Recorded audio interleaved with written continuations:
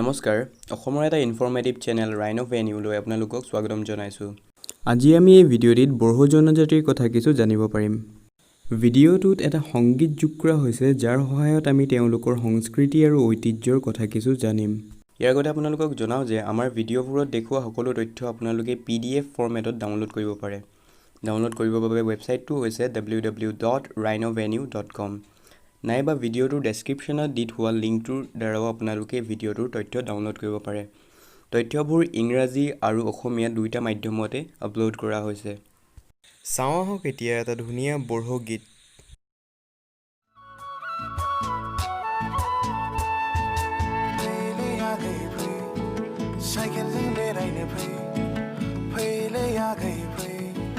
साइकेलजों बेरायनो फै गारि मटर गैया आंहा जिउआव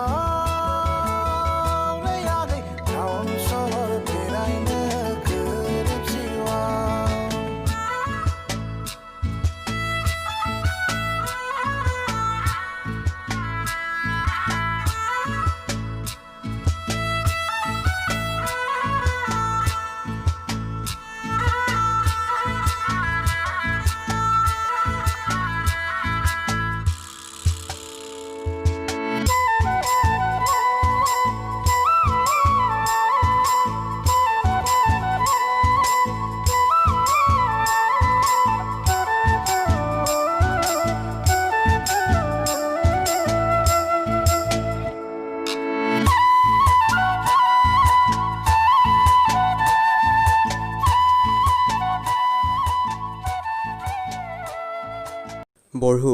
বড়োসকল মংগোলীয় গোষ্ঠীৰ কোকৰাঝাৰ, চিৰাং, বাক্সা, গোৱালপাৰা, নলবাৰী, কামৰূপ, ওদালগুৰি, দৰং আৰু দুখন পাহাৰীয়া জিলাত বাস কৰে।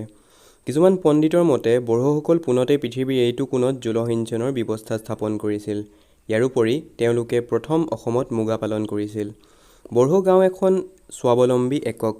জানিব পৰা যায় যে ভাৰতে ইণ্ডো মংগোলীয় লোকৰ পৰা বয়ন কাৰ্য লাভ কৰিছিল।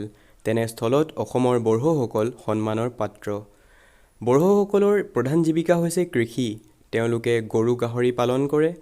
বহুত লোক বদৰী অৰ্থাৎ বন ঠিকাদাৰৰ দ্বাৰা নিযুক্ত শ্ৰমিক হিচাপে বাগানত কাম কৰে। বড়োসকলৰ ঘৰ অসমীয়া ঘৰৰ সৈতে অলপ পৃথক। ঘৰৰ আগফালে গোহালি আৰু ভঁৰাল থকাটো পৰিলক্ষিত। বড়ো কছাৰী গাঁৱৰ লোকসকলে এডোখৰ ৰাজহুৱা মাটি আৰু এটা ৰাজহুৱা ভঁৰাল নিৰ্মাণ কৰে যাতে বিপদৰ সময়ত গাঁৱৰ লোকসকলে তাৰ পৰা সহায় ল'ব পাৰে। চতুৰ্দশ শতিকাত বড়ো ৰজা মহামাণিক্যৰ দিনত অসমীয়া পণ্ডিত মাধৱ কন্দলীদেৱে সংস্কৃত ৰামায়ণ অসমীয়ালৈ অনুবাদ কৰিছিল। তেওঁলোকৰ এটা নিজা শক্তিশালী ভাষা আছে। সময় সাপেক্ষে বড়ো ভাষাৰ প্ৰভাৱ ত্ৰিপুৰা, পশ্চিমবংগ, নেপাল আৰু শদিয়ালৈকে দেখা পোৱা গৈছিল। নেপালত এতিয়াও কিছু সংখ্যক বড়ো লোক আছে। সাজপাৰৰ ক্ষেত্ৰত স্থানভেদে বৈসাদৃশ্য দেখা পোৱা যায়। মহিলাসকলে বুকুৰ পৰা ভৰিৰ সৰুগাঁঠিৰ অলপ ওপৰলৈকে মেখেলা পৰিধান কৰে। বিবাহিতা মহিলাই বুকুৰ ওপৰত শৰীৰ ঢাকিবলৈ আন এটুকুৰা কাপোৰ যোগ দিয়ে। কেতিয়াবা তেওঁলোকে মধুৰি বা ক'লা জামুকেৰে ৰঙা ক'লা পেটিকোট পিন্ধে। অসমীয়া মহিলাৰ ৰিহা মেখেলা পোছাক বড়ো মহিলাৰ আচল পোছাকৰ পিছৰ ৰূপ বুলি বিশ্বাস কৰা হয়। কথোপকথনৰ দ্বাৰা বিবাহ সম্পন্ন হয়। এজন বড়ো যুৱকে যুৱতীৰ পৰিয়ালত সেৱা কৰি কইনা অৰ্জন কৰিব পাৰে। বড়ো সমাজত সাধাৰণভাৱে বহিবিবাহ প্ৰচলিত। জনগোষ্ঠীটোৰ মাজত বহুবিবাহ ব্যাপক ৰূপত প্ৰচলিত আছিল কিন্তু এতিয়া দুৰ্লভ। বহিবিবাহ হৈছে এক্সোগেমি আৰু বহুবিবাহৰ ইংলিছ টাৰ্মটো হৈছে পলিগেমি। তাৰমানেনো কি যদি জানে তেনেহ'লে নিশ্চয় কমেণ্ট ছেকশ্যনত জনাব। বড়োসকল শাস্ত্ৰীয় সংগীতেৰে সমৃদ্ধ। আজিকালি তেওঁলোকৰ মাজত আধুনিক সংগীতো জনপ্ৰিয় হৈছে। অসমৰ সংগীতত তেওঁলোকৰ অৱদান অতি উল্লেখযোগ্য। হিউৱেন-চাঙৰ কামৰূপ ভ্ৰমণৰ টোকাত বড়ো শাস্ত্ৰীয় সংগীতৰ প্ৰশংসা কৰা হৈছে।